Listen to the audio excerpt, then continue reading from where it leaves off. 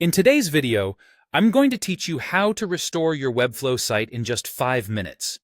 Whether you're trying to fix an error, revert to a previous design, or simply undo changes, this process can save your site and your sanity. Let's dive right in. First things first, we need to access Webflow.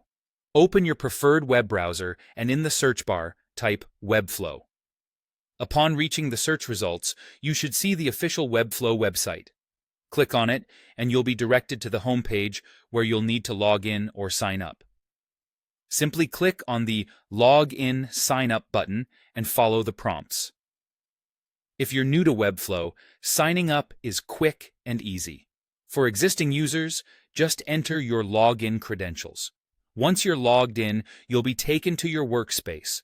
This is where all your Webflow projects reside. Next, scroll through your list of projects to locate the specific website you wish to restore. If you're managing multiple sites, you might need to carefully check through them until you find the correct one. After selecting your website, hover your cursor over the ellipsis. That's those 3 little dots, next to your site. A drop-down menu will appear, and from these options, you want to choose Site Settings. This will direct you to a new set of options specific to your selected project. Now, look to the top of the page where you'll see a series of tabs. You need to locate and click on the Backups tab. This section is crucial, as it contains the backup versions of your website. It's like your website's time machine, capturing a snapshot of your site at different points. Here you will see a list of available backups. Browse through these to find the version you want to restore. Each backup entry includes a timestamp and a description, which can help you identify the right version to bring back. Once you've located the correct backup, you're ready to restore it. Select the option labeled Restore Backup.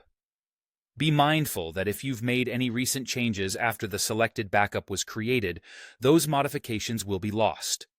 If that's the case, and you want to keep those changes, ensure you document them or incorporate them back after restoring. Finally, after the restoration process, don't forget to republish your site. This step is essential to apply the restored version so that your audience can see the updates. Simply press the Publish button, and voila, your site is up and running as per the chosen backup. And there you have it. In just a few straightforward steps, you've restored your Webflow site.